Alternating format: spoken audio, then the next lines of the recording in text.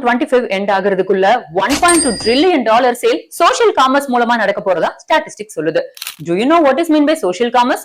Social media plus e-commerce which is equal to social commerce. அதாவது product or service business buy பண்றது sale பண்றது அப்படின்னு எல்லாமே டைரக்டா சோஷியல் மீடியா பிளாட்ஃபார்ம்குள்ளேயே முடிச்சுக்கிறது. இப்பெல்லாம் யாருங்க ஷாப்க்கு போய் பொறுமையா பர்ச்சேஸ் பண்றாங்க?